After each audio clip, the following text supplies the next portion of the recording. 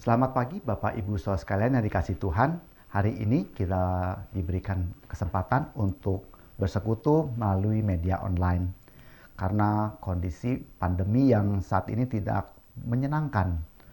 Saya berharap hati kita masih tetap diliputi rasa sukacita. Karena sesungguhnya Tuhan kita yang masih berserta dengan kita sekalian. Kita akan memulai ibadah kita pada hari ini. Marilah kita mengambil waktu teduh sejenak.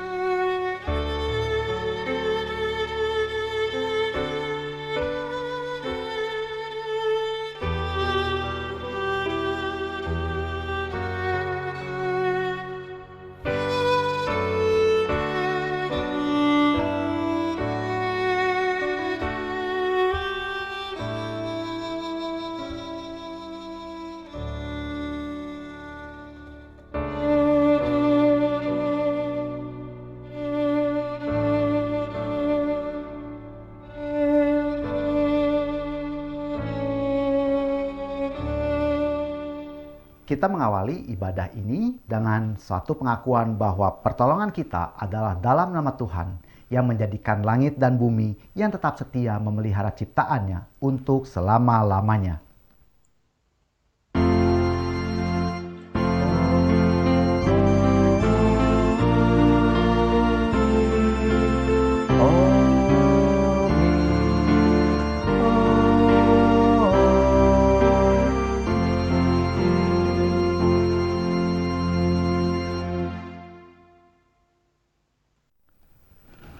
Kasih karunia dan damai sejahtera dari Allah Bapa kita dan dari Tuhan Yesus Kristus menyertai saudara sekalian. Tuhan besertamu.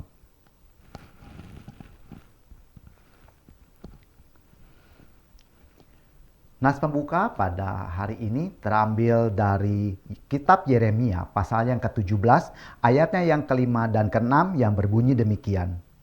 Beginilah firman Tuhan. Terkutuklah orang yang mengandalkan manusia, yang mengandalkan kekuatannya sendiri, dan yang hatinya menjauh daripada Tuhan. Ia akan seperti semak bulus di padang belantara. Ia tidak akan mengalami datangnya keadaan baik. Ia akan tinggal di tanah angus, di padang gurun, di negeri padang asin yang tidak berpenduduk. Kita akan mengaku dosa kita, namun sebelumnya kita akan menyanyikan sebuah lagu yang terambil dari KPPK nomor 26, Mulia Bagi Allah.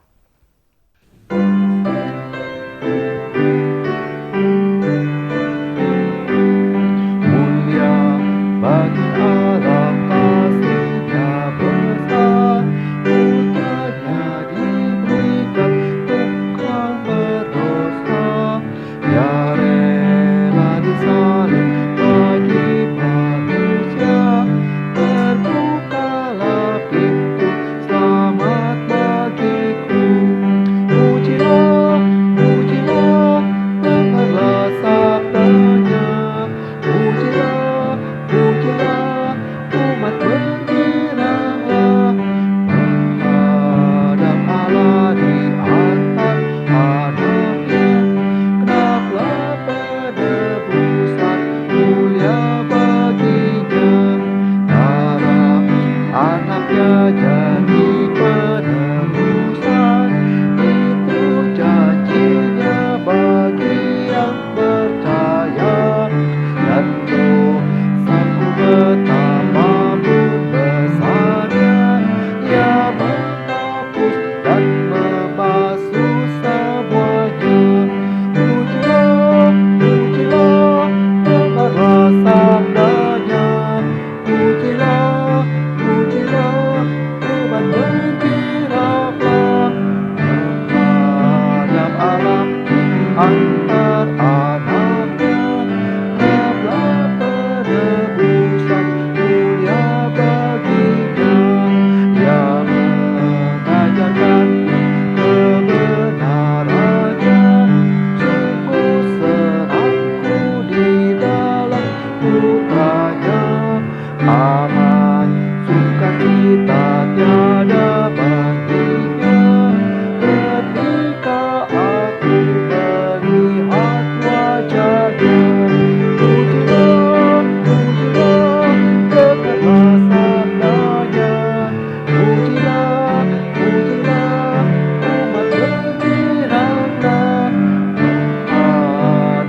Allah di antara anaknya, telah penebusan mulia baginya.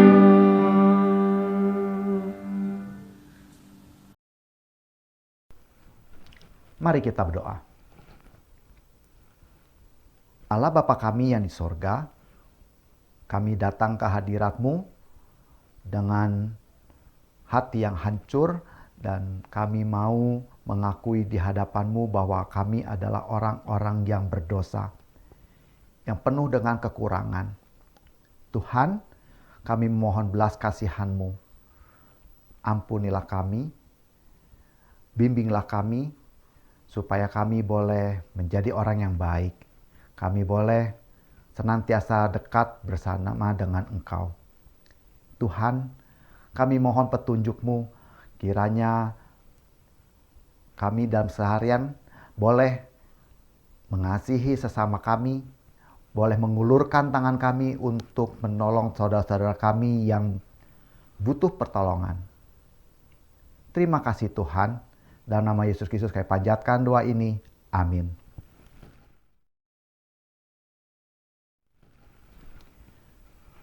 Sebagai umat yang sudah diampuni, marilah kita menerima berita anugerah sebagai petunjuk hidup baru kita yang terambil dari kitab 1 Korintus pasal yang ke-15 ayatnya yang ke-16 dan 18. Sebab jika benar orang mati tidak dibangkitkan, maka Kristus juga tidak dibangkitkan.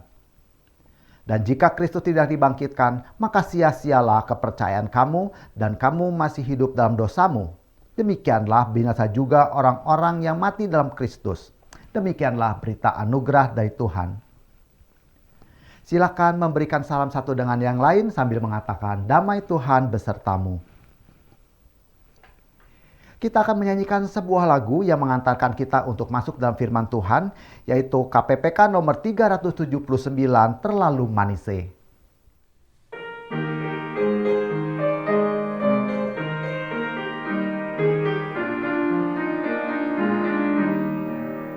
Dengar suara Tuhan, terlalu manis, panggil kita semua, terlalu manis.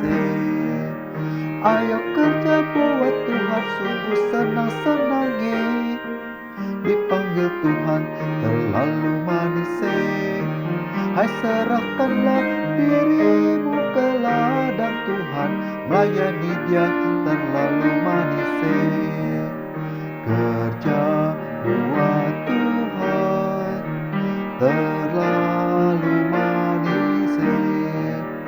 Biar pikul salib, terlalu manis.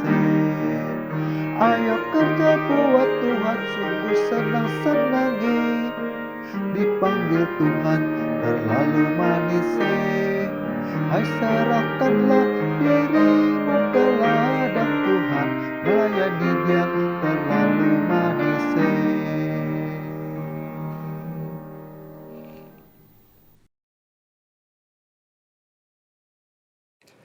Salam sejahtera bagi saudara jemaat GKI Agape. Saya bersyukur boleh berbagi berkat firman Tuhan bersama-sama dengan saudara hari ini. Saudara, mari sebelum kita merenungkan firman Tuhan, mari kita berdoa bersama-sama terlebih dahulu.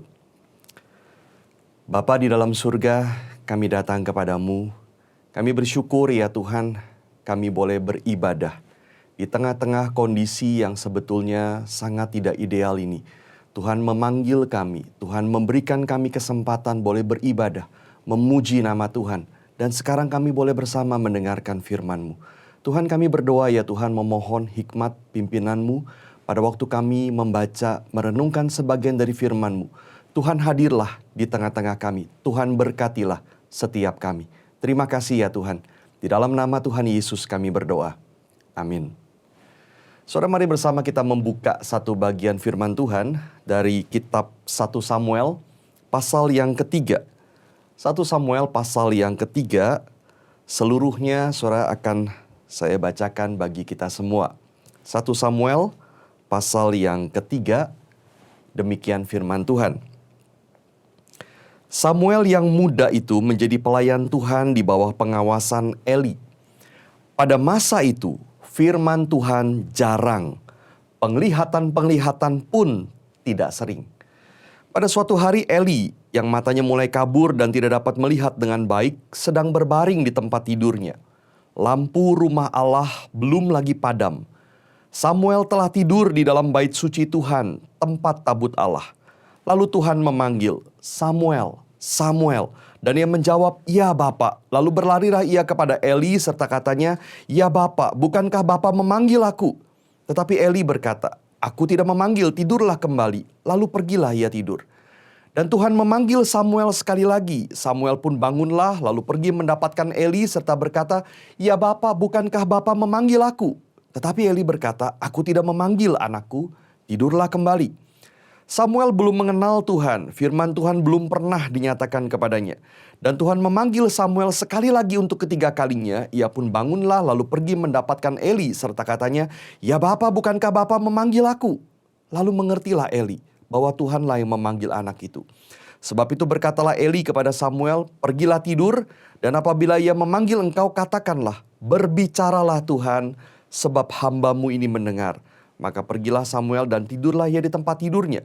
Lalu datanglah Tuhan berdiri di sana dan memanggil seperti yang sudah-sudah, "Samuel, Samuel."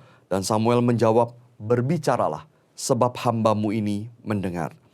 Lalu berfirmanlah Tuhan kepada Samuel, "Ketahuilah, aku akan melakukan sesuatu di Israel sehingga setiap orang yang mendengarnya akan bising kedua telinganya. Pada waktu itu aku akan menepati kepada Eli segala yang telah kufirmankan tentang keluarganya dari mula sampai akhir. Sebab telah kuberitahukan kepadanya bahwa aku akan menghukum keluarganya untuk selamanya karena dosa yang telah diketahuinya, yakni bahwa anak-anaknya telah menghujat Allah, tetapi ia tidak memarahi mereka. Sebab itu aku telah bersumpah kepada keluarga Eli, bahwa dosa keluarga Eli takkan dihapuskan dengan korban sembelihan atau dengan korban sajian untuk selamanya." Samuel tidur sampai pagi, kemudian dibukanya pintu rumah Tuhan. Samuel segan memberitahukan penglihatan itu kepada Eli. Tetapi Eli memanggil Samuel, katanya, "Samuel anakku." Jawab Samuel, "Ya Bapa." Kata Eli, "Apakah yang disampaikannya kepadamu? Janganlah kau sembunyikan kepadaku. Kiranya beginilah Allah menghukum engkau, bahkan lebih lagi daripada itu, jika engkau menyembunyikan sepatah kata pun kepadaku dari apa yang disampaikannya kepadamu itu." Lalu Samuel memberitahukan semuanya itu kepadanya dengan tidak menyembunyikan sesuatu pun. Kemudian Eli berkata, "Dia Tuhan, biarlah diperbuatnya apa yang dipandangnya baik." Dan Samuel makin besar, dan Tuhan menyertai dia, dan tidak ada satupun dari firman-Nya itu yang dibiarkannya gugur. Maka tahulah seluruh Israel dari Dan sampai Beersheba, bahwa kepada Samuel telah dipercayakan jabatan Nabi Tuhan. Dan Tuhan selanjutnya menampakkan diri di Silo, sebab ia menyatakan diri di Silo kepada Samuel dengan perantaraan firman-Nya. Saya akan menambahkan satu ayat dari 1 Samuel pasal yang keempat ayat 1a. Kalimatnya demikian. "Dan perkataan Samuel sampai ke seluruh Israel." Sedemikian jauh saudara kita membaca bagian firman Tuhan, dan berbahagia kita yang mendengar dan melakukan firman Tuhan. Saudara, di dalam Alkitab hanya beberapa kali dicatat bagaimana Tuhan secara dramatis memanggil seorang untuk menjadi hambanya. Dan salah satu kisah seperti itu adalah kisah panggilan Samuel. Saudara, Samuel adalah salah seorang nabi yang sangat penting di dalam sejarah Israel. Melalui Samuel, Tuhan mengurapi dua raja pertama dari Israel, yaitu Saul dan Daud. Dan satu hal saudara yang jarang diperhatikan, melalui Samuel juga Tuhan pernah menghadirkan kembali kebangunan rohani di Israel. Dan itulah yang kita baca sore hari ini. Saudara, siapa Samuel? Samuel adalah anak dari Elkana dan Hana. Dan Hana ibunya kemudian memberikan Samuel untuk melayani di kemah suci sejak dia masih kecil. Maka sejak masih anak-anak, Samuel memakai pakaian imam. Dikatakan dia bertumbuh besar di hadapan Tuhan dan dia disukai baik di hadapan Tuhan maupun di hadapan manusia. Saudara, itulah Samuel. Dan di tengah-tengah kisah tentang Samuel, di pasal 2, saudara, ada sebuah kisah lain yang sangat kontras, yaitu kejahatan dari anak-anak Imam Eli, Hofni dan Pinehas. Saudara, mereka waktu itu melayani sebagai imam juga di kemah suci. Dan tidak banyak saudara memang yang disebutkan tentang kesalahan mereka. Tetapi apa yang disebutkan cukup memberikan gambaran kepada kita seperti apa ngerinya kejahatan mereka. Saudara, sebagai imam, mereka tidak menghormati hukum Allah tentang korban. Diceritakan saudara di dalam pasal yang kedua itu dengan rakus. Mereka merampas daging korban yang dibawa oleh orang Israel ke kemah suci. Mereka bukan melayani umat Tuhan untuk beribadah, tetapi mereka menindas umat Tuhan untuk kepentingan pribadi. Dan diceritakan juga saudara mereka bahkan berzinah dengan perempuan-perempuan yang melayani di dalam kemah suci itu. Saudara, bisa dibayangkan betapa rusaknya kelakuan mereka. Dan betapa jahatnya apa yang mereka lakukan itu di mata Tuhan. Dan berita kejahatan mereka itu tersebar kemana-mana dan sampai ke telinga Eli, ayah mereka. Tetapi Eli tidak melakukan apa-apa. Dia hanya menegur mereka dan membiarkan mereka terus melakukan kejahatan. Saudara, maka pembaca kitab 1 Samuel ini bisa merasakan kontras yang terjadi. Di kemah suci, sementara Hofni dan Pinehas berbuat kejahatan dan Eli terus membiarkan mereka. Sementara Samuel semakin besar di hadapan Tuhan. Disukai oleh Tuhan, disukai oleh manusia. Saudara, Samuel waktu itu mungkin sudah masuk ke masa remaja. Di tengah-tengah keadaan yang seolah tanpa harapan bagi Israel, Tuhan sedang menumbuhkan harapan melalui Samuel. Nah saudara, kisah di dalam 1 Samuel 3 ini yang kita baca, dimulai dengan komentar yang sangat menyedihkan di ayat yang pertama. Pada masa itu firman Tuhan jarang. Penglihatan-penglihatan pun tidak sering. Saudara, kalimat ini bagi kita mungkin tidak terasa terlalu penting dan kita baca sambil lalu.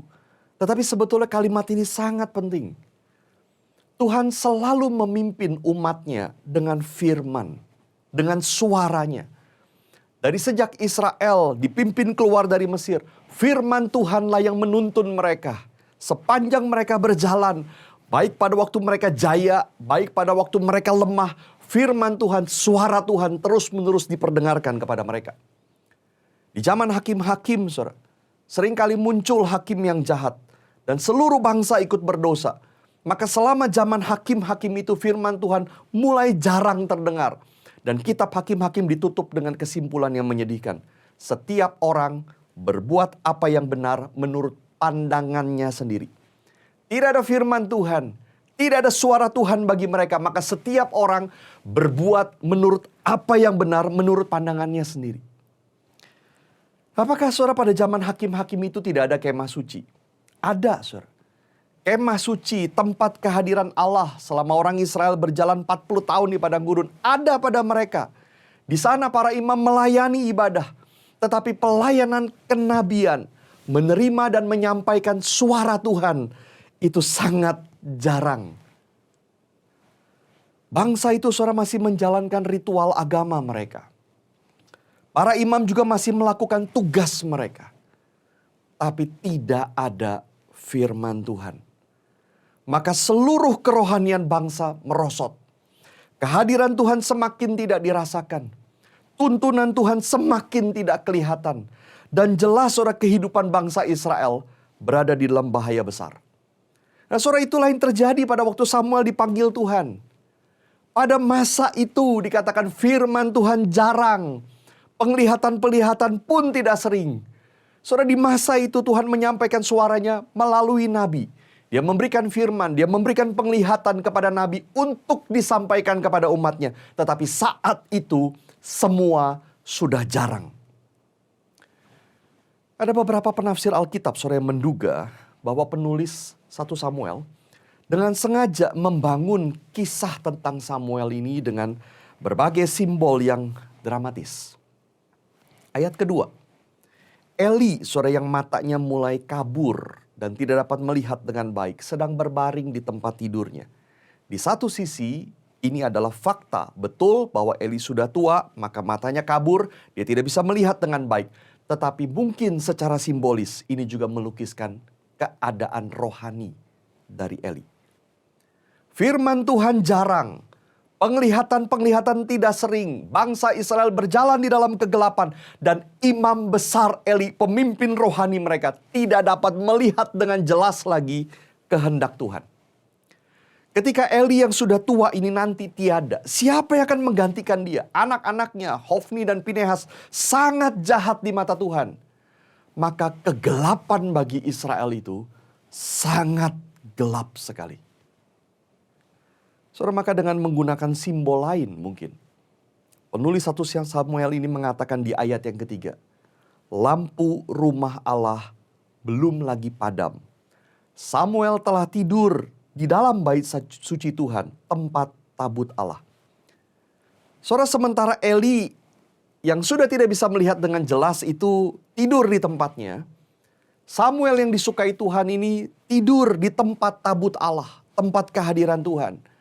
Dan di tengah kegelapan malam, juga di tengah kegelapan kondisi rohani waktu itu, sangat melegakan ketika membaca lampu rumah Allah belum lagi padam. Kemah suci masih ada. Tabut Tuhan masih ada di situ.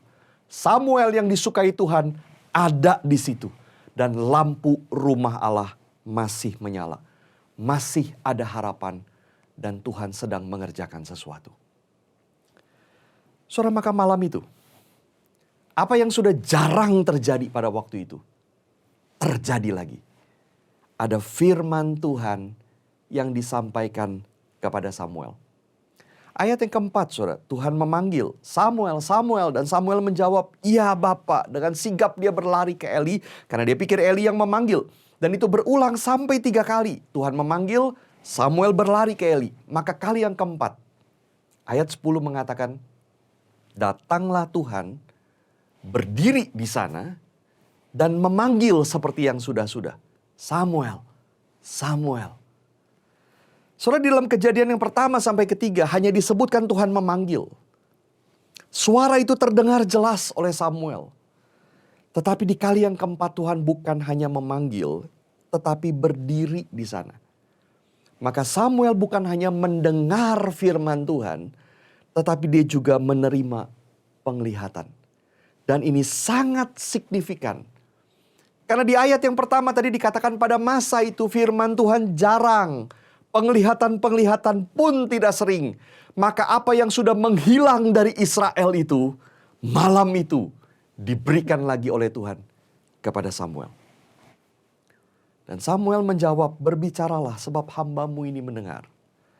Tetapi firman dari Tuhan kemudian adalah sesuatu yang sangat tidak enak didengar. Ayat 11, saudara, Tuhan berkata, "Aku akan melakukan sesuatu di Israel sehingga setiap orang yang mendengarnya akan bising kedua telinganya." Yang Tuhan akan lakukan adalah menghukum keluarga imam besar Eli. Dan Tuhan bersumpah bahwa dosa keluarga Eli tidak akan dihapuskan dengan korban sembelihan, korban sajian untuk selama-lamanya.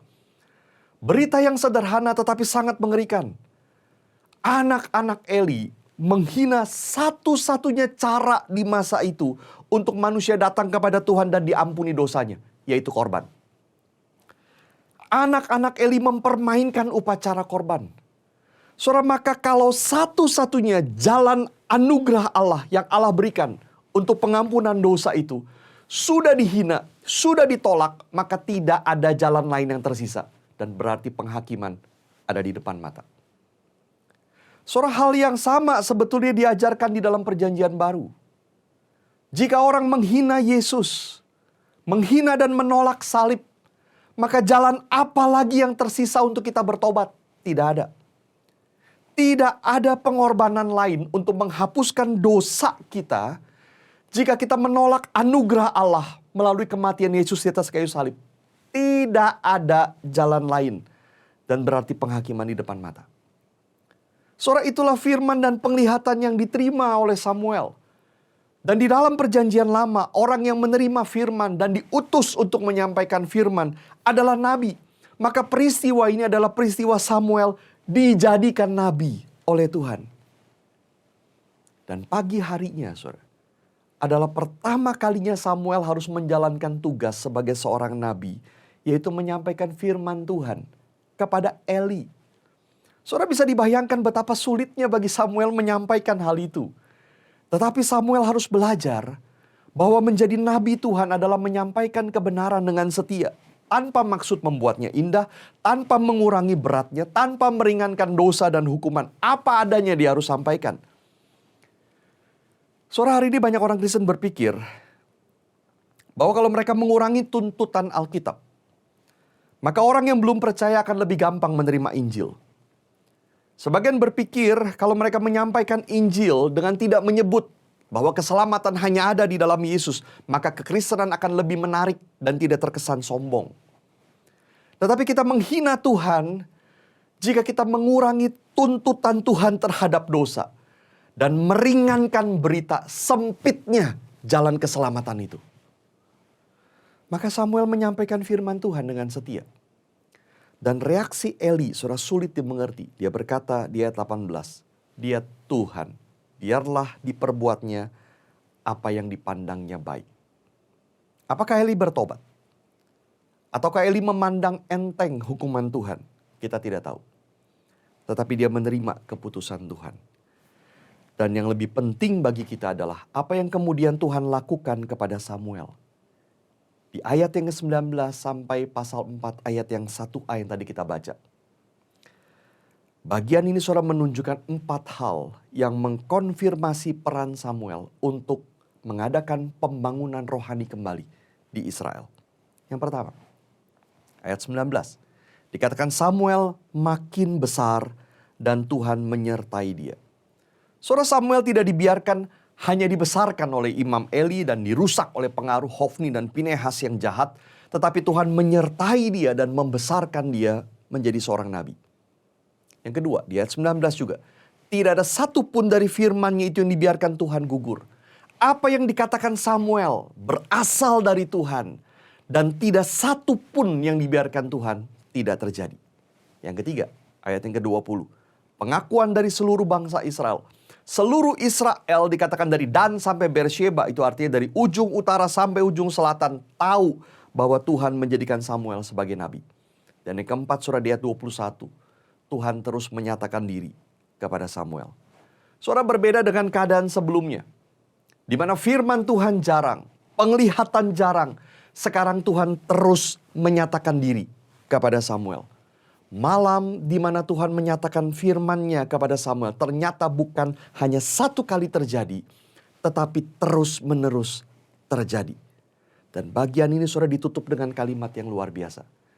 Dan perkataan Samuel, artinya firman Tuhan yang disampaikan melalui Samuel itu sampai ke seluruh Israel. Saudara, bagian ini dimulai dengan kisah tentang keadaan Israel yang kehausan, kelaparan akan firman. Tidak ada suara Tuhan. Dan sekarang terbalik. Tuhan memberikan firman melalui Samuel. Dan firman itu sampai ke seluruh Israel. Artinya saudara, kelaparan dan kehausan itu dipuaskan oleh Tuhan. Suara Tuhan kembali menuntun bangsa Israel. Saudara, inilah kisah yang kita baca dan renungkan hari ini. Dan beberapa hal saudara yang saya ajak kita renungkan lebih jauh hari ini.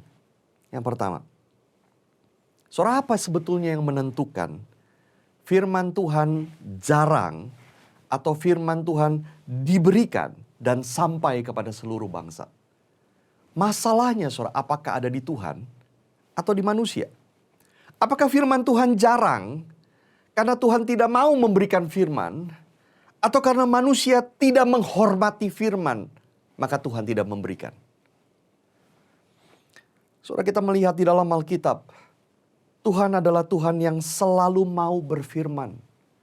Dari penciptaan dunia sampai pada zaman Adam, zaman Nuh, lalu Abraham, Ishak, Yakub, terus di dalam sejarah Israel, Tuhan selalu berfirman. Tuhan tidak menghendaki manusia binasa di dalam kekacauan tanpa tuntunannya lewat firman. Tetapi firman itu juga diberikan ketika manusia mau mendengarnya. Ketika manusia menghormati Tuhan. Ketika manusia mau taat kepada firman. Tetapi ketika manusia melawan Tuhan terus-menerus, tidak mentaati firman Tuhan, bahkan menghujat Tuhan, maka Tuhan diam. Saudara, itu sebabnya Nabi Amos pernah mengucapkan sebuah nubuat penghakiman. Dia berkata begini, sesungguhnya waktu akan datang, demikianlah firman Tuhan Allah.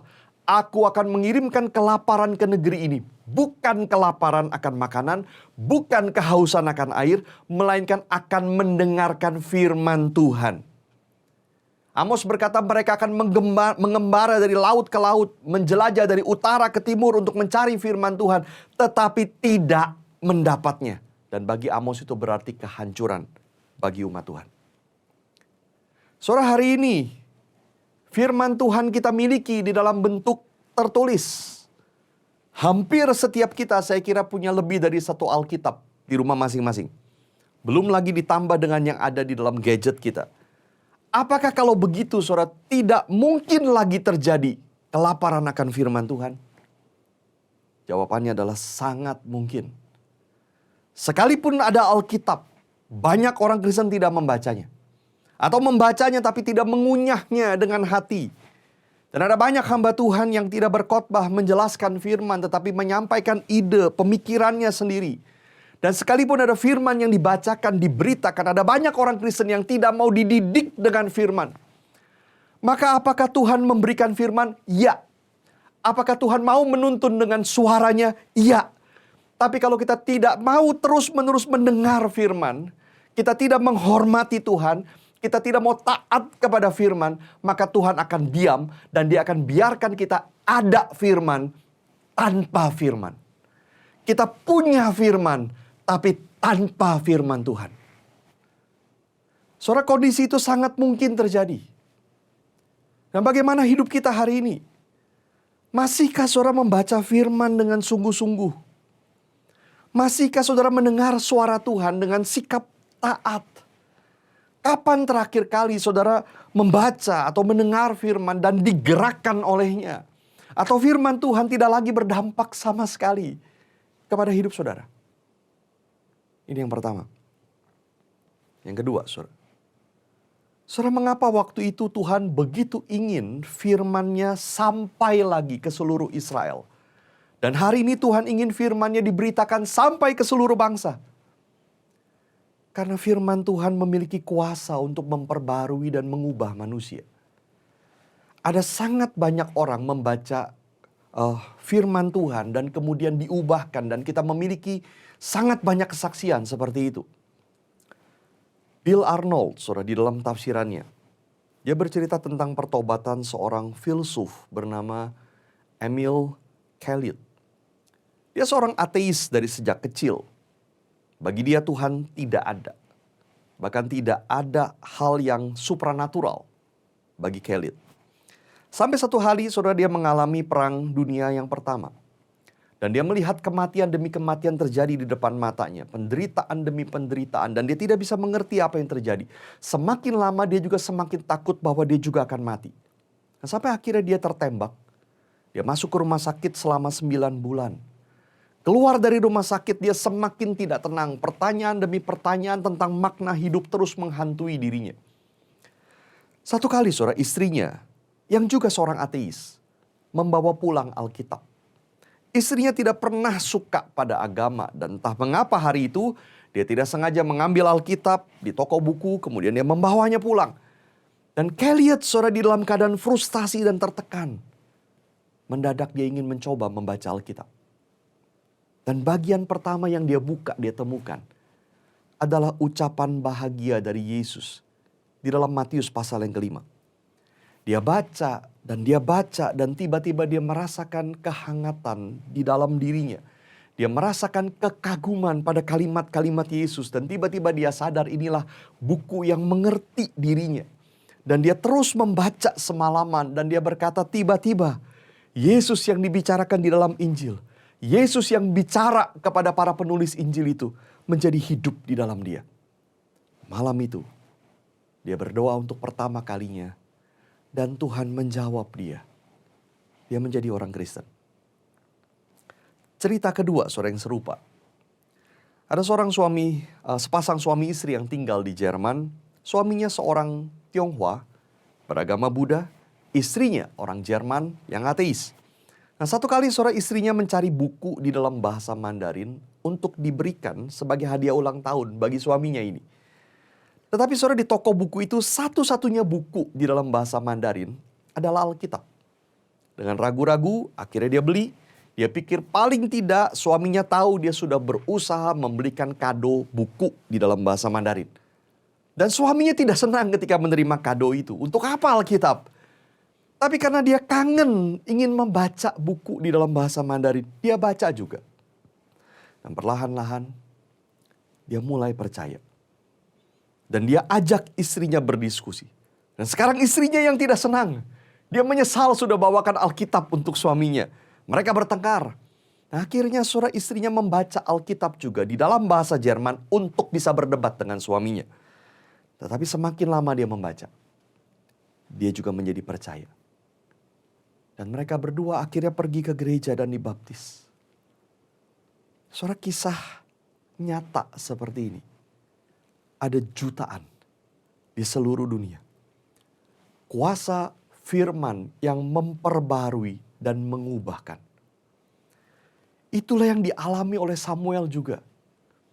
Dia diubahkan dari seorang pelayan kecil di kemah suci, di bawah Imam Eli dan anak-anaknya yang jahat, menjadi nabi yang dipakai Tuhan luar biasa. Dan melalui Samuel, Tuhan memulihkan seluruh bangsa lewat firman Tuhan. Itulah sebabnya saudara, bagi Nabi Amos, penghakiman adalah ketika Tuhan mengirimkan kelaparan akan firman Tuhan. Ketika suara Tuhan itu tidak ada lagi di tengah-tengah mereka. Karena tanpa firman Tuhan yang berkuasa untuk memperbarui dan mengubah, tidak ada lagi harapan yang tersisa. Maka pertanyaannya saudara sama. Masihkah saudara membaca firman Tuhan? Masihkah saudara mau mendengar suara Tuhan? Atau mungkin saudara membaca tapi sambil lalu. Atau hanya untuk mengisi otakmu saja. Masihkah saudara mengalami kuasa firman yang memperbarui dan mengubahkanmu? Memperbarui dan mengubahkanmu untuk hidup pribadimu, untuk keluargamu, untuk pekerjaanmu, untuk bisnismu. Masihkah engkau diubahkan oleh suara Tuhan? Atau mungkin saudara, hidup kita ada firman, tapi sebetulnya tanpa firman Tuhan. Yang terakhir, saudara, saya percaya setiap orang Kristen harus kembali mendengar firman dan menyampaikan firman.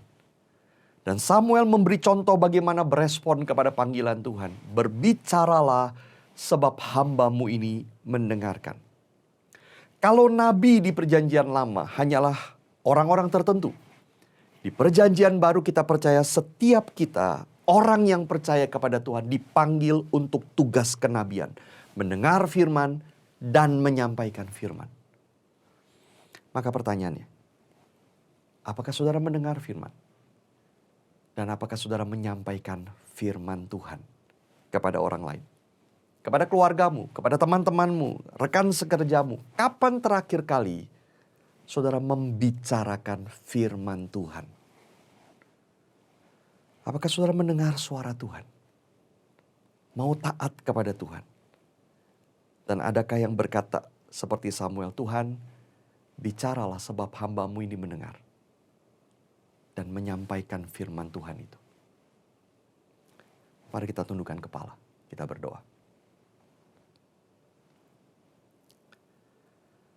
Bapa di dalam surga, kami bersyukur ya Tuhan, ada firman Tuhan. Ada suara Tuhan yang membimbing kami. Ampuni kami ya Tuhan, yang sering mengabaikan suara Tuhan. Kami membaca suara-Mu itu di dalam Alkitab, kami mendengar itu dikhotbahkan, tapi seringkali kami hanya menerimanya sambil lalu. Kami tidak sungguh-sungguh merenungkannya, menyimpannya di dalam hati kami dan membiarkannya mengubah hidup kami. Ampuni kami yang bebal ini ya Tuhan. Tuhan tolong kami. Biar sekali lagi ya Tuhan kami belajar menjadi anak Tuhan, murid Tuhan. Mendengar firman, diubahkan oleh firman. dan memperkatakan firman. Terima kasih ya Tuhan. Di dalam nama Tuhan Yesus Kristus, kami berdoa dan bersyukur. Amin.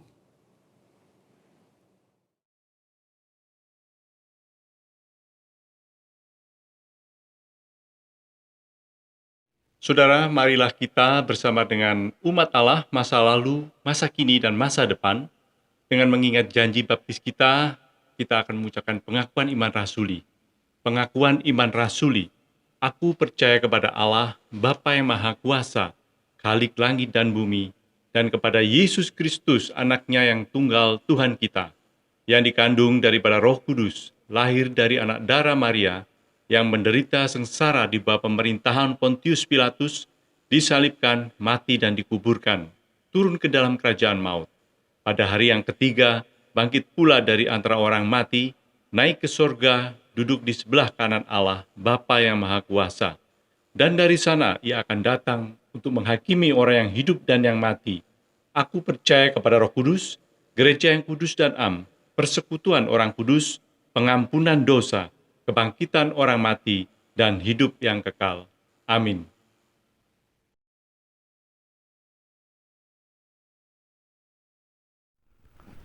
Saat ini tibalah saatnya kita memberikan persembahan yang terbaik bagi Tuhan, dan nas yang mendasari persembahan kita terambil dari kitab Mazmur pasal yang 1 ayat yang 1 dan 2 berbunyi demikian. Berbahagialah orang yang tidak berjalan menurut nasihat orang fasik, yang tidak berdiri di jalan orang berdosa, dan yang tidak duduk dalam kumpulan pencemooh. Tetapi yang kesukaannya adalah Taurat Tuhan, yang merenungkan Taurat itu siang dan malam. Marilah kita menyanyikan lagu KPPK nomor 345 yang akan mengiringi persembahan kita pada hari ini.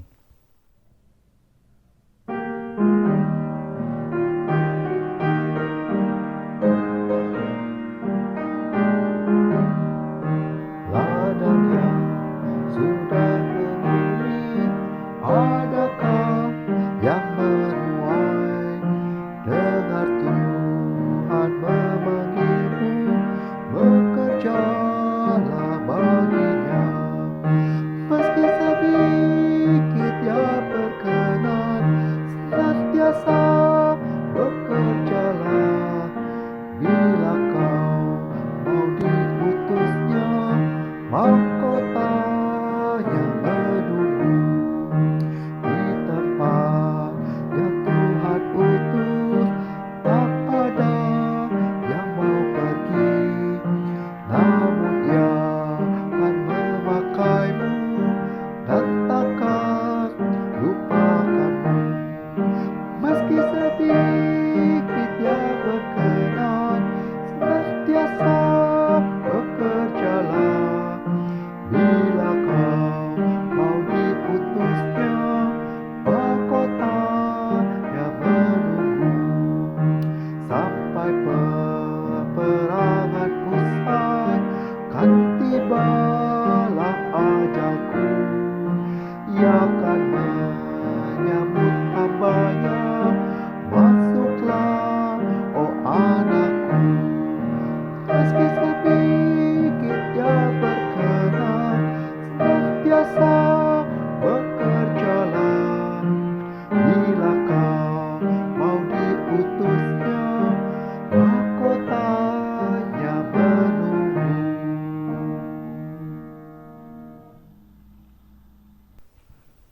Mari kita berdoa. Tuhan Allah Bapa kami di surga, kami mengucapkan syukur dan terima kasih Tuhan yang telah memberikan pada kami kesehatan, hati yang sukacita, dan hari ini kami boleh menerima firman-Mu.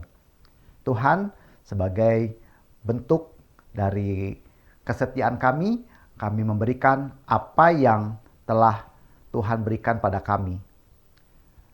Terimalah persembahan kami ini ya Tuhan, dan berkatilah persembahan kami ini. Berkati pula tangan-tangan yang akan mengelola persembahan kami ini. Biarlah semuanya ini untuk memuliakan nama-Mu saja. Terima kasih Tuhan, dalam nama Yesus Kristus kami panjatkan doa ini. Amin. Kita akan mengakhiri ibadah kita pada hari ini. Kita menyanyikan lagu pengutusan doksologi. Puji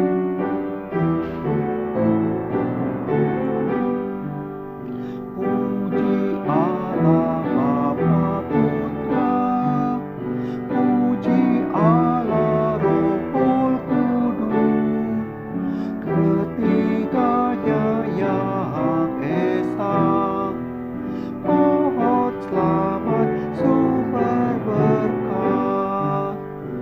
Amin. Baik saudara-saudara, kita akan mengakhiri ibadah kita hari ini. Dan kita akan berpisah satu dengan yang lain untuk menjadi alat berkat Tuhan. Untuk itu arahkanlah hati saudara. Jadilah saksi Kristus. Terpujilah Tuhan.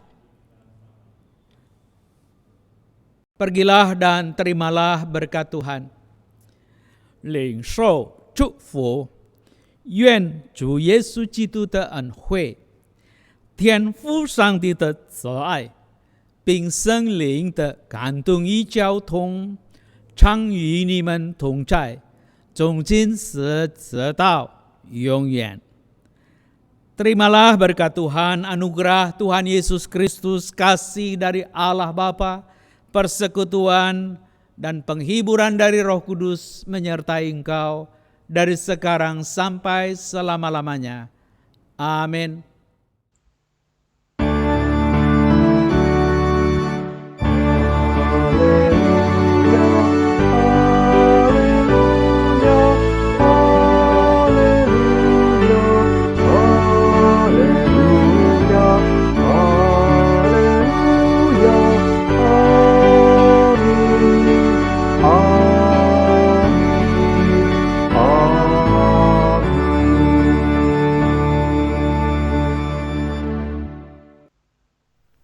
Ibadah telah selesai.